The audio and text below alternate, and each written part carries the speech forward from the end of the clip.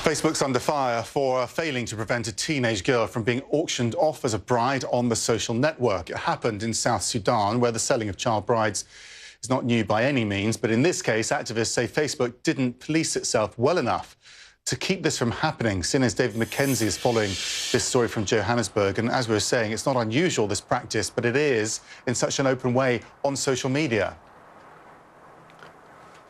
Well, there's a horrible use of technology and a barbaric use of technology. That's the word from a major NGO that uncovered this, Plan International, in the eastern part of South Sudan, in what is a war-torn and impoverished section of that country. This young girl, reportedly 16, auctioned off by her father on Facebook. It seems even local officials were in the bidding process. In the end, this young woman, against her will, the father received 500 cows, three cars, and $10,000 for selling his own daughter. A horrific story in South Sudan. And Facebook has come in. They took several days before they shut down that auction after it was already completed, saying, quote, "Any form of human trafficking, whether posts, pages, ads, or groups, is not allowed on Facebook.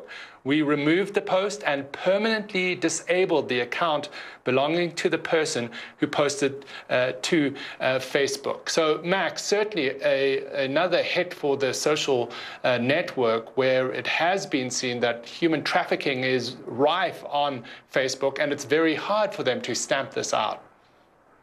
The concern being that if this was allowed to happen and encouraged almost, then it would encourage more people to put their daughters up, because they would get more money by opening up the market more for the dowries.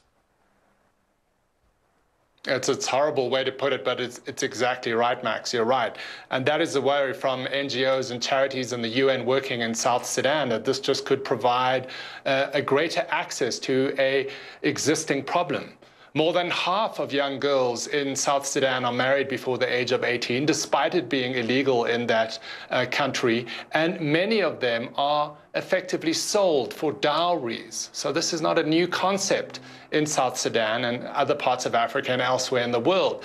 What the social network, in this case Facebook, has done is expanded those options for people who may be desperate for money or food. But in this case, it doesn't appear to be someone who's in that category, because, of course, they had access to Facebook and, at the very least, a mobile phone to make the sale of their own daughter. Max? OK, David, thank you. A Colorado man